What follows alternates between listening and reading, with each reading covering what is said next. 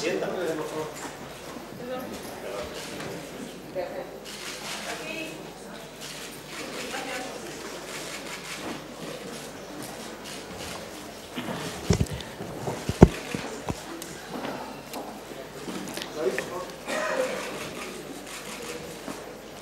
Egunon, sail ofizialeko. Buenos días.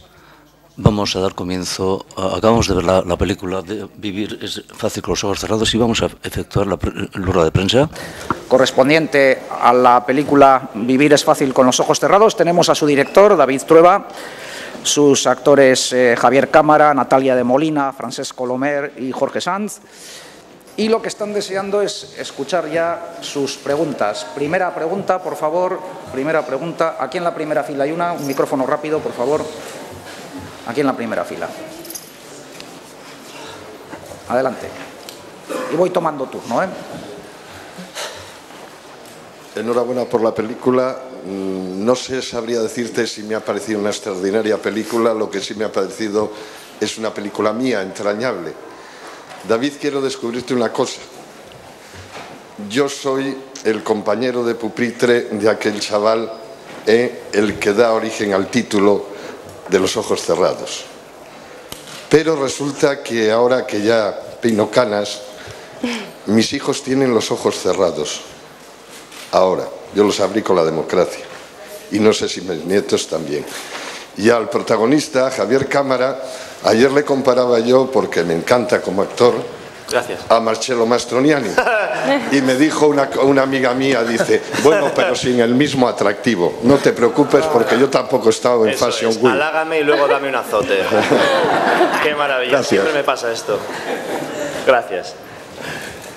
Marcello. No era una pregunta, ¿no? Sí. Ah, sí, era una pregunta. El nuevo Marcello Mastroianni de la comedia.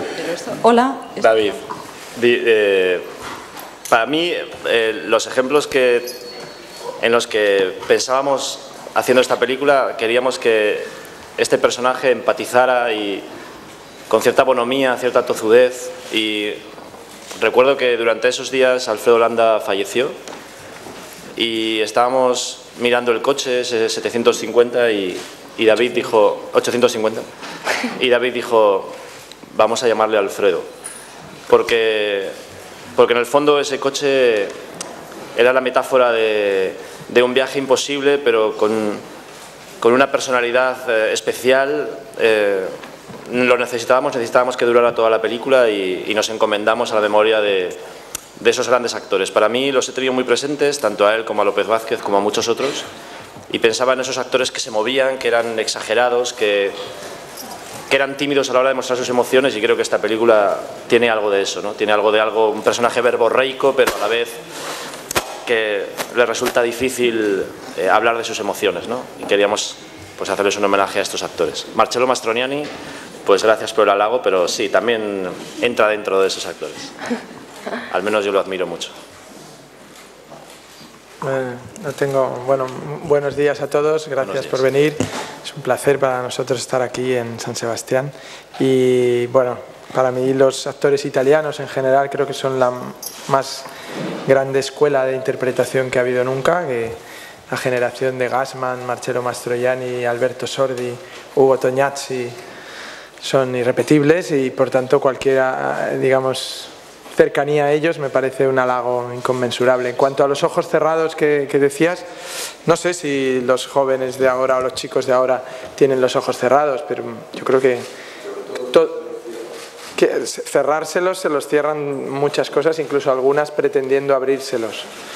Pero yo creo que todo el mundo tiene que encontrar su territorio y su lugar de expresión personal, y que por difíciles que sean las circunstancias sociales o vitales, cada persona se enfrenta a un reto más grande que es el reto de hacer de su propia vida una cosa de la que sentirse orgulloso, por lo menos en la intimidad y en su entorno, ¿no? Y eso estoy seguro que muchos, por muy deprimente que sea el periódico, la televisión, el telediario, cada día sigue habiendo gente ahí fuera que nos va a dar grandes alegrías y que va a hacer cosas que nos parezca imposible que un ser humano con todos sus defectos llegue a hacer. O sea, que confiemos en ellos, esperemos que tengan el caldo de cultivo para sacarlo, ¿no? Pero ¿qué más se puede decir? Hola, ¿qué tal? Buenos días. Hola. Estoy aquí al fondo. Bueno, gracias por esta película tan deliciosa en la que mirando el pasado nos vemos ahora. Y también me gustaría que hicieras una reflexión sobre tu mirada sobre el pasado. ¿Qué ves tú en el pasado? ¿Por qué lo utilizas como escenario para reflexionar sobre la vida? Y luego hay una cosa preciosa que también haces en tus películas, que es las generaciones hacen las paces. De alguna manera se encadena la vida con gente de diferente generación que no se odia, que se complementa. Sí, bueno, yo creo que la vida te ofrece condiciones para ir reconciliándote con lo que estabas peleado, ¿no? Especialmente con tus propios padres y tu propia familia, que es siempre tu cárcel cuando eres un joven, un adolescente, y que acaba por ser también una especie de reflejo de ti mismo cuando pasas tú a ser padre y pasas a fundar una familia, ¿no? Y al final los únicos modelos que tienes son los que has tenido cerca, ¿no? Y yo creo que sí, que finalmente todos somos capaces de encontrarnos en los demás. Creo que la cosa más despreciable, yo creo, de nuestra forma de vivir es la de catalogar a las personas antes de conocerlas y de enfrentarnos a unos con otros sin darnos la oportunidad de conocernos y de ver lo parecidos que somos, incluso los antagonistas, ¿no? Es decir, al final todo el mundo tiene las mismas... está compuesto de las mismas sustancias, ¿no? Y sí que en ese sentido no es tanto la película como yo mismo el que está hecho de eso, pero sí que creo que también es importante la rebelión y también es importante enfrentarte a los complejos y a la autoridad, ¿no? Y que si algo yo creo que me inspiraba de la visita de alguien como John Lennon a un país como España en el año 66 es que él representaba a la clase obrera de Liverpool, había conseguido dar el salto vital, algo imposible unos años antes, sobre todo en un país tan clasista como Inglaterra, había conseguido dar la vuelta a la tortilla y además era una persona que tenía un discurso antirrepresivo, antiautoritario y que por lo tanto era una presencia en España que ya solo con estar, no hacía falta que dijera nada, solo lo que él irradiaba ya generaba en sí mismo una especie de revolución, de incentivo para, estoy seguro, con muchos jóvenes españoles que en ese momento, pues no sé si sería un sol que les iluminara, pero por lo menos una presencia que les inspiraba, ¿no? Y sí que, no sé, yo creo que en el fondo todas las épocas necesitan gente brillante, gente luminosa, ¿no? que ilumine en las tinieblas, ¿no? Todas las épocas tienen sus momentos terribles y se necesita esa gente ejemplar y yo creo que él lo fue y que en España era una bomba de relojería, como lo fue de alguna manera el turismo en general, ¿no? Es decir, la llegada de gente que venía sin ningún prejuicio y sin ninguna idea preconcebida a este país. Hola David, buenos días. Buenos días. Lo que quería preguntarte era, el personaje francés tiene un nombre y hace de tu familia, hace una acción que hizo otro hermano tuyo, los padres son también cercanos a tu familia. No sé si, como has contado antes, es porque has buscado modelos cercanos en tu mundo o simplemente porque querías hacer este pequeño homenaje a cosas que han pasado en los Trueba.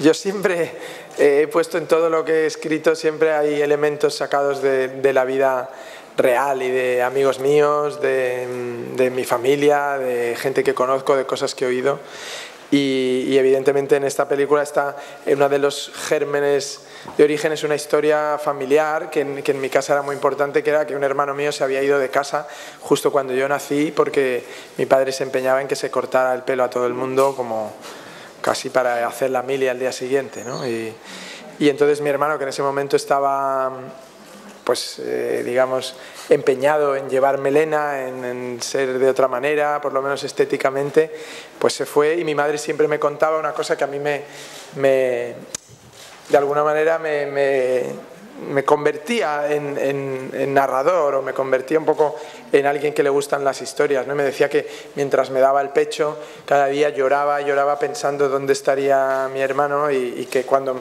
me dejaba de dar el pecho, me limpiaba y tal, y que estaba totalmente empapado de sus lágrimas. Y yo siempre considero que ese fue mi bautizo, ¿no? Y que y que el otro es simplemente un trámite que hicieron porque era obligatorio en aquella época, pero que el bautizo real fue ese, ¿no? Una madre llorando pensando, ¿y dónde estará mi niño, mi chico y tal? Que en realidad estaba en un bar también junto al mar con un señor que decía, ¿y este chico por qué se ha ido de casa con lo majo que es? Y para Javier quería preguntarle si en algún momento no le dijo a David, por Dios, dame que haga algo más malvado, en algún momento que haga algo que le lleve un poco más hacia un lado. Bueno, en realidad come carne humana, o sea que lo que pasa es que eso lo hemos dejado fuera, ¿eh? La primera escena, cuando le doy vueltas a la comida, es... Bueno, no se explica, pero se tuvo que cortar esa parte. Esa parte la tuvimos que cortar. Sí, la productora Cristina Hueto dijo, esto es demasiado. La gente... Quiero que llore más al final, no al principio. Entonces... No, hombre... Siempre te fijas un poco en quién cuenta la historia, y quien cuenta la historia aquí es el director. Yo reconozco que me gusta mucho escucharles y saber qué es lo que quieren contar y convertirme en un instrumento y sobre todo hacerles fácil el trabajo, ¿no? Porque sé que un director tiene muchas cosas que hacer, ¿no?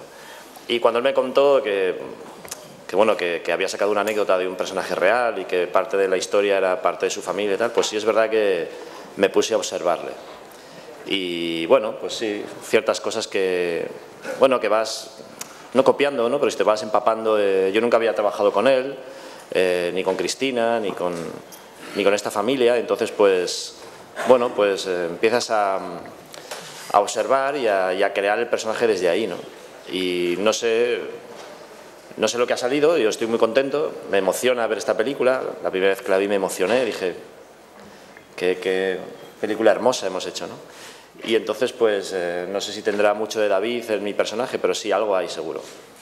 Algo hay. Buenos días. Hola. Dos preguntas para el director. Un poco, cuando tiene una idea, un argumento en la cabeza, ¿cómo y cuándo decide que puede ser o un guión de película o una novela? Y la segunda sería su última novela, Saber perder, que bueno, hay un reflejo de la sociedad española, desempleo, inmigración, soledad. ¿Le gustaría que se adaptara al cine, dirigida por usted, por otra persona? Gracias. Bueno, muchas gracias.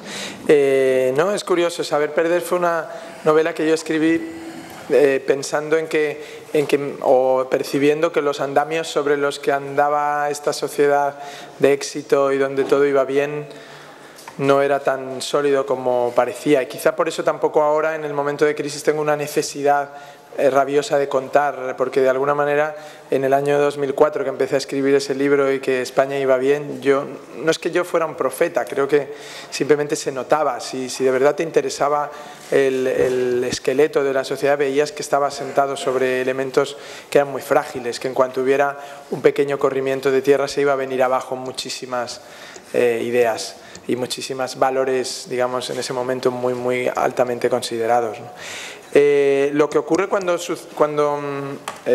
acabo una novela es que no tengo ganas de prolongar su vida, es decir, para mí ha terminado el trabajo, ¿no? Y cuando me proponen dirigirla o adaptarla al cine, siempre me parece que es como si me propusieran volver a pintar el cuadro, ¿no? Y decir, bueno, ahora lo has hecho en óleo, ahora hazlo en acuarela, ¿no? No tengo una necesidad personal, sino más bien la de pasar a otra cosa.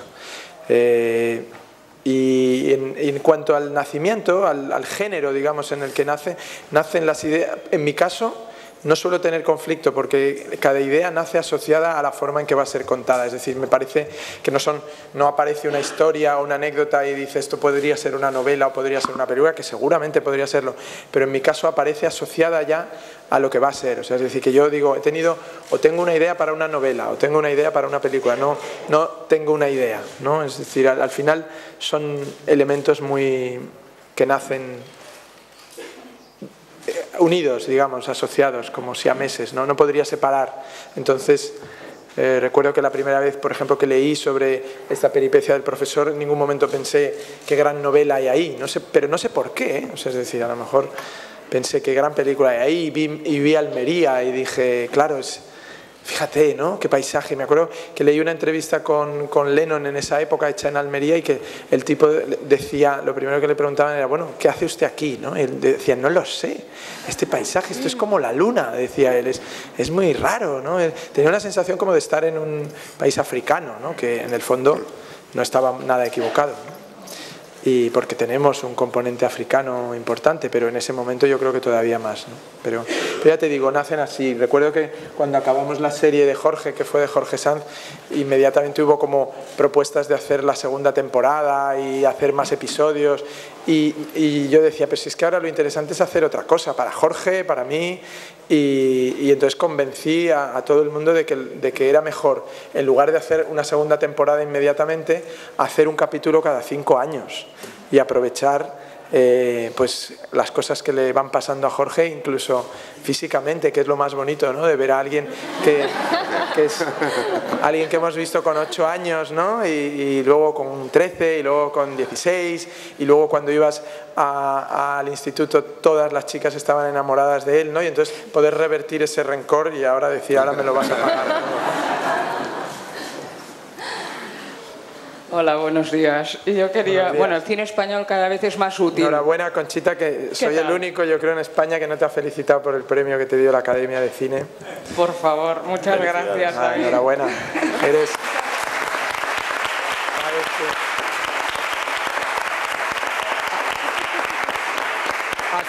Hace algunos años echaron de su periódico a una periodista que era siempre habitual en las ruedas de prensa, y yo me acuerdo que pensé que es que al final hay gente que es como un poco de tu familia, es decir, uno no puede hacer una rueda de prensa y que no esté Conchita Casanova. Así que de verdad que me alegré mucho y enhorabuena. Muchas que gracias. Nunca os podemos nosotros felicitar a vosotros. Muchas gracias. David, quería preguntaros, el cine español cada vez parece que es más útil, Caníbal puede ayudar a bajar el nivel de colesterol del país y vosotros podéis mejorar el nivel de inglés. Unas clases de inglés no estaría mal. Nunca vienen mal. Yo no sé si habéis acudido a los Beatles para más que practicar, reforzar el inglés. Javier Cámara, por ejemplo, me gustaría que me contara cómo... Si algún músico o artista les sirvió para mejorar el inglés o algunas letras. Estoy con el francés ahora. ¿Con quién? Quiero decir, con algún músico. Hombre, lo practico en la intimidad, toda esa cosa que decir. Ya le hemos liado, Cristina, Conchita, ya la has liado. Perdona, Javier, quería decir con algún músico. Se refería al idioma. Hombre, con algún músico, no. El francés se aprende con Moustaki. No, lo estoy aprendiendo con Jacques Brel y con Bárbara Barbaga, que dicen que pronuncia muy bien el francés. Hay una cantidad de juegos absurdos con esta palabra. Pero bueno, intenté hablar un poco de inglés. De hecho, me fui a Estados Unidos a mejorarlo. Y reconocí que Francia está más cerca y que se parece más al castellano y que es más asociable a lo que me pasa a mí por dentro.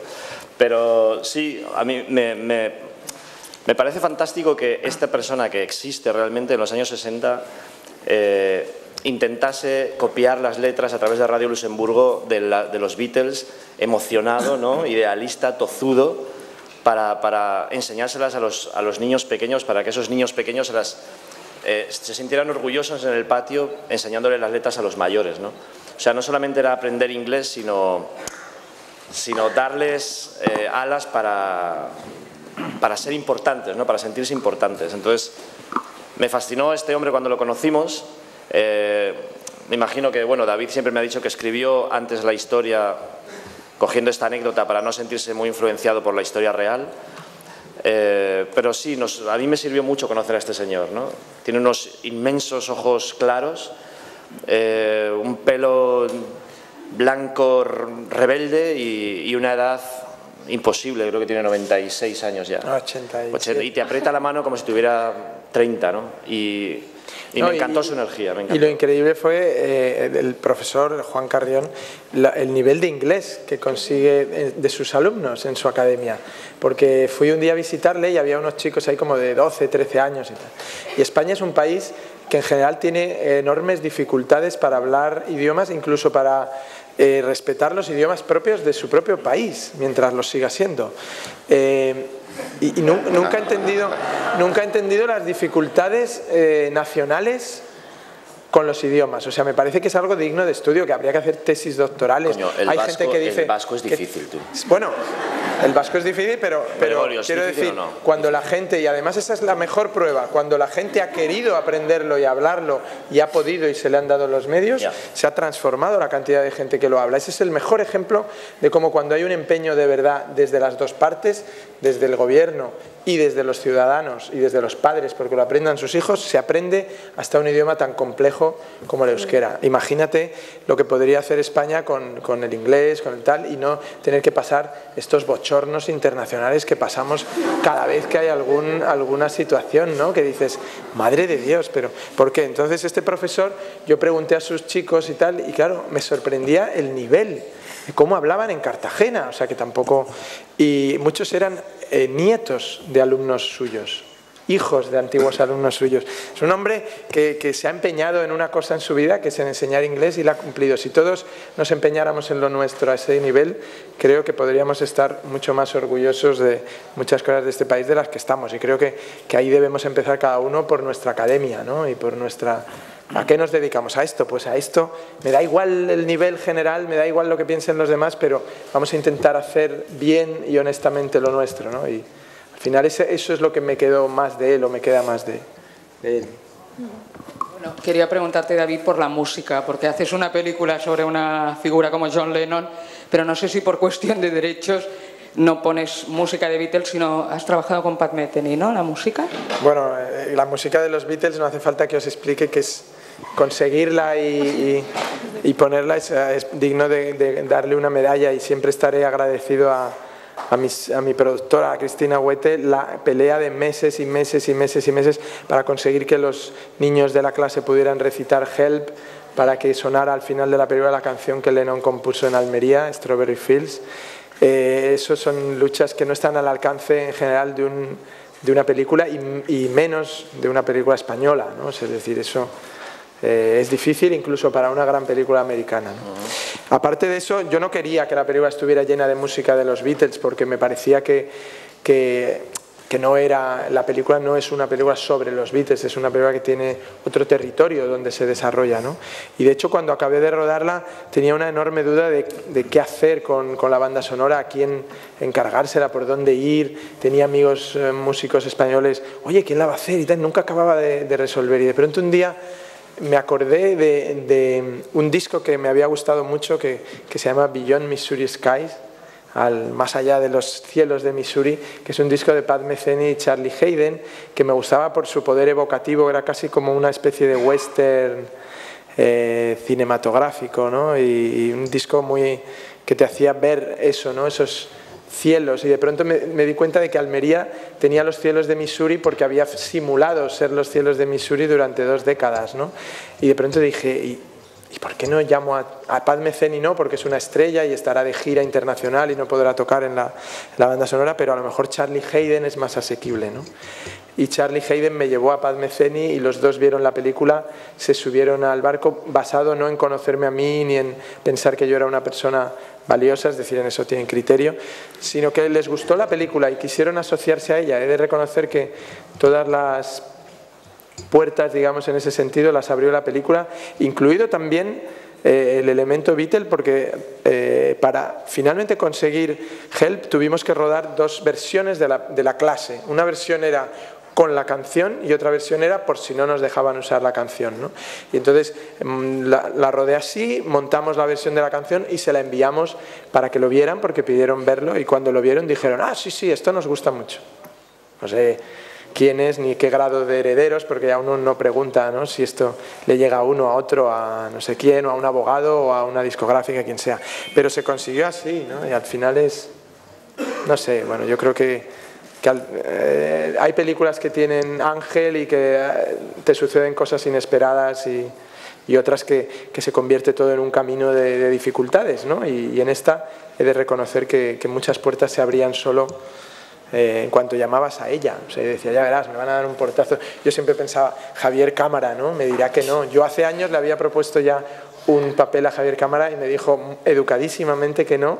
Y yo lo único, porque me dijo lo malo de... No voy a trabajar nunca con los Trueba. No claro, me dijo... Sí, estoy cerrándome una puerta muy importante. Sí, sí. No, me y los actores siempre piensan que cuando te dicen que no, tú no. Y yo le dije, tranquilo, digo, todas las mujeres en mi vida me han dicho que no. Y siempre, si esperas, hay un día que las pillas débiles. Digo, pues los actores igual. Hay un día que hay un día que entras con mejor, no sé. Bueno, el amor es ciego y yo creo que también los actores tienen un punto de ciego con sus actores, con sus directores. Javi, no te buenos días, enhorabuena por la película. Yo lo primero que sentí, supongo que es felicidad al terminar, ¿no? Y quería, bueno, inevitablemente pienso en las feel good movies americanas y quería saber si eso es un planteamiento que te pones tú al empezar a escribir la película o dirigirla, o es algo que sale solo. No, al revés. En general soy una persona alegre y extrovertida y que disfruto mucho de la vida y que en general la gente siempre me acusa de que mis películas tienen un cierto pozo melancólico, ¿no? Y yo siempre digo, bueno, pero es que la vida es así, la vida es un lugar en el que te estás divirtiendo y entonces te dicen, por cierto, que lo que te envió el médico que te quedan 2 semanas, ¿no? Y dices...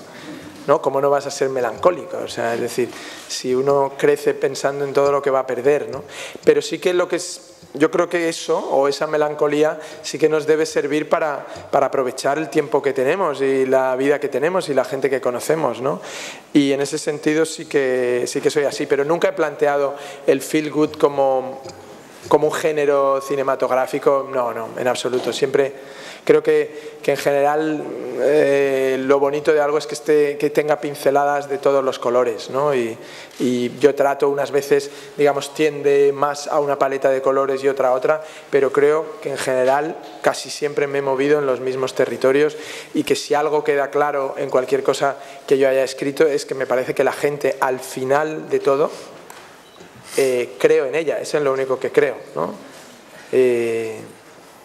No creo en nada más, no creo ni en los monumentos, ni en las banderas, ni en las historias, ni en las épocas, ni que era mejor, como demostraba Woody Allen en aquella película, todo el mundo quiere vivir en una época distinta a la suya y también los impresionistas preferían haber vivido un siglo antes. O sea, que yo creo que nadie está satisfecho en la época que le toca vivir, pero al final, atrás, es la época que te toca vivir y no hay manera de huir de ella, ¿no? Y por eso no. Pero ya te digo, para mí los buenos sentimientos, porque la gente no entra dentro de mis planes, ¿no? O sea, es decir, cuento una historia y lo que transmite esa historia muchas veces depende del espectador, ¿no? Hay quien ve más tristeza, hay quien ve más alegría en función también de su propia experiencia vital, ¿no? Hola, buenos días, David. Te quería preguntar, ¿cómo consigues de lo pequeño hacer algo muy grande? En este caso, ¿cómo consigues que Javier sea un héroe siendo un profesor de inglés, que lo único que quiere es eso, enseñar inglés a sus alumnos, por eso quiere ir a conocer a John Lennon? Y luego me gustaría que me hablaras de los lugares, además de Almería, está muy presente, creo, Albacete y Logroño, la matrícula del coche. Sí. Gracias. Bueno, empiezo por el final. Soy y me vais a perdonar que con el tiempo me voy convirtiendo en una persona que cada vez estoy más imbricado en mi propio país, en la propia circunstancia histórica y vital de mi país. Y una de las cosas que más me gusta es los acentos distintos, las regiones distintas, las particularidades distintas y que todo eso esté presente también en mis películas, que están llenas de catalanes, de andaluces, de riojanos, de vascos. Me parece que debe ser así, ¿no? Es decir, porque están en la vida, forman parte de la vida. Y cuando me dijeron, oye, ¿qué matrícula le ponemos al coche, al SEAT 850? Yo dije, hombre, inmediatamente de Logroño, ¿no? Digo, y me dijeron, ¿ah, sí, de Logroño? ¿Por qué? Y digo, por 2 razones básicas, ¿no? Javier Cámara es de Logroño. Y la segunda, más básica, que Rafael Azcona era de Logroño. Entonces yo dije, es que para mí Logroño es fundamental. Exacto, para mí también. Y entonces hay un momento que Javier dice, este coche es de mi padre, en realidad no es mío y tal. Digo, bueno, ¿y de dónde es el padre de Javier? De Logroño. Pues de Logroño. Y pasó una cosa muy curiosa con Natalia también, que es que cuando yo vi la primera prueba, ella la hizo sin acento andaluz.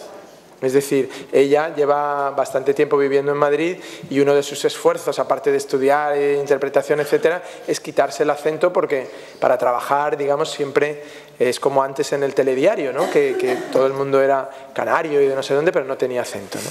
Y entonces de pronto hizo la prueba sin acento y yo... El papel era para una andaluza y yo pensé, qué lástima, cosa que ella no sabía, ¿no? Entonces yo dije, qué lástima esta chica, si fuera andaluza sería perfecta para el papel, ¿no? Y entonces de esas cosas que yo le dije a la chica de casting, le dije, oye, ¿de dónde es? Y me dijo, no, de Madrid. Dije yo, vaya, qué lástima y tal, bueno, pues tengámosla ahí en la reserva, pero sigamos buscando pues alguien andaluz para este papel y tal. Y entonces, digo, un día la llamó y le preguntó, ¿y de dónde eres? Y dijo, no, soy de Jaén, pero me he criado entre Granada, Almería y Málaga. Más o menos. Y entonces me lo contó y me dijo, oye, aquella chica que me preguntaste, que no es madrileña, que es andaluza. Y digo, ¿qué? Y entonces la llamé y le dije, ¿podrías hacer la prueba en andaluz? Y esto, claro, para un actor... Llevo años quitándome esto cambia mucho. Sí, esto que te dicen, esto cambia mucho las cosas, ¿no? Y yo pensé, bueno, pues ese es precisamente el cambio. Entonces entró de andaluza, luego Francesc entró desde Manlleu, ¿no? Con su... Todo el mundo me decía, no, es que yo dije, Francesc, lo había visto en una entrevista en un canal en Cataluña, ¿no? Ya unos años después de Pa Negra, y de pronto dije, me acuerdo que pensé, ostras, qué bien crece ese chico, ¿no? Porque es muy difícil crecer bien, ¿no? O sea, es decir, ser un niño de 12 años con esos ojazos y esa mirada y esa tal es fácil, pero serlo a los 16 años donde se te descompone todo ya es más complicado, ¿no? Y entonces también le llamé y bueno, y me encantaba tenerlos a todos ahí, ¿no? Y cada uno con su matrícula, ¿no? Como debe ser. Yo creo que no hay que renunciar a las matrículas, cada uno somos de nuestro padre y de nuestra madre, ¿qué le vamos a hacer? Ya quisiéramos, ¿no? Que nuestro padre fuera George Clooney, nuestra madre Brigitte Bardot, bueno, pues algunos hemos tenido más suerte. Ah, sí, bueno, felicitarlos Teruel, por esa... Teruel también existe, te iba a decir. Sí, bueno, es que Aragón en mi vida ha sido muy importante, porque yo he tenido una vida que ha oscilado entre Madrid y Cataluña y entonces me di cuenta de que en realidad yo debía ser de Zaragoza, ¿no? Porque era justo el punto medio, pero nadie me lo había dicho. De ahí su tozudez. Sí, felicitarlos por esa película tan emotiva y tan redonda. Quería únicamente saber la percepción que habían tenido durante el rodaje el resto de los integrantes del reparto, Jorge, Frances y Natalia, para que nos cuenten un poco su experiencia. Muchas gracias. Bueno, empiezo yo, que soy el mayor. Bueno, para mí este rodaje ha significado muchas cosas nuevas, ¿no? Primero, descubrir a Javier Cámara, que es una persona que está más a la altura de su interpretación, y ya es difícil decir eso. He descubierto que es uno de los 2 mejores actores de este país y es mejor persona todavía. Gracias. También he descubierto nuevos oficios. He trabajado de conductor en esta película, he trabajado de mecánico. Lo que no sabía era que el coche se llamaba Alfredo Landa. O sea que yo he metido mano a Alfredo Landa. Sí. Y hasta dentro. Le has tocado todo. Si es que el día que se estropeó el coche, estábamos rodando y el coche no funcionaba bien y tal, apareció Jorge, que estaba de visita ese día, y dijo, yo creo que eso es el relé. Y lo abrió y tal, y en un minuto, como siempre, Jorge lo arregla todo. Bueno, casi todo. Y las coquinas. Y luego, bueno, trabajar con los 2 chicos, que ha sido un soplo de aire fresco, ha sido una maravilla. También es la primera vez que hago de padre de familia numerosa. Y entonces estoy como he dado muchos pasitos en esta película. Y por supuesto trabajar con Cristina y con David, que siempre es una bendición, ¿no? Y poco más. Bueno, pues yo casi decir lo mismo, porque sobre todo la gente que estaba muy bien con todos ellos, he estado como una gran familia y bueno, a Javier y todos, bueno, perfecto, ¿no? Pero la bofetada fue real, ¿no? Sí, la bofetada fue real. Lo que pasa es que le daba la risa cuando le daba la bofetada, entonces no podía ser tan real. Sí, porque no me lo esperaba tan... No sé. Me esperaba un poco, pero bien. Lo hicimos poco, yo es que siempre... No me gusta nada ni recibir ni tener que dar en las películas, porque es muy incómodo. Y luego hay que repetir las cosas 20 veces y dar 20 bofetadas a un pobre chaval, pues a mí me daba muy mal rollo. Y entonces afortunadamente le daba la risa después de la bofetada y entonces con una vez bastó. Yo, bueno, pues esta experiencia para mí ha sido muy bonita. He descubierto muchas cosas porque también es la primera vez que hago un papel protagonista en un largometraje y en un proyecto como este, y entonces había muchas cosas que no controlaba y me daba un poco de miedo, pero por otro lado estaba tan ilusionada y tenía tantas ganas de hacer el personaje, de darle vida a Belén, de trabajar con todo el equipo, que me dejé llevar y no sé, espero que os guste mi trabajo porque ha sido muy bonito y me lo he pasado muy bien y no sé, estoy un poco nerviosa. Muy bien, pues muchas gracias a todos. Gracias. Gracias.